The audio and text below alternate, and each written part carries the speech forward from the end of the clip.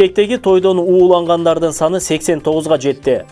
Бишкектеги Ала-Тоо ресторанында 31 мартта болгон тойдон кийин ууланып, ооруканага кайрылгандар көбөйүп жатат.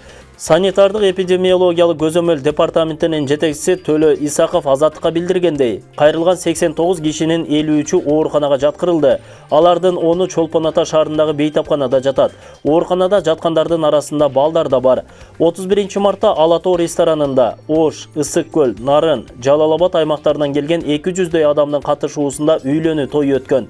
Ага баргандар жана ал жерден кешик алып кеткендер ток этинен ууланган деген божомол бар.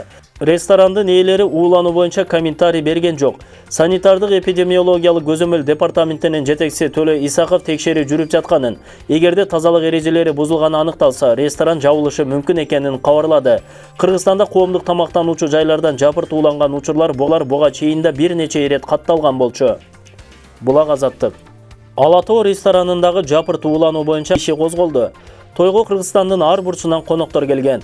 Бишкектеги Ала-Тоо ресторанындагы жапырт уулануу боюнча кылмыш иши козголгонун шаардык милиция билдирди. Эскерте кетсек, 31 март күнү аталган жайда үйлөнүү тою өтүп, анда коноктун 151-и уулануу ооруканага түшкөнү айтылган.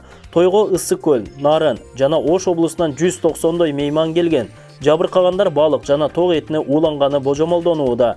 Милициянын маалыматына ылайык, иш кылмыш жаза кодексинин 256-чы санитардык эпидемиологиялык эрежелерди бузуу жана 258-беренелери коопсуздук талаптарына жооп бербеген товарларды өндүрүү же сатуу, кызмат көрсөтүү боюнча козголду.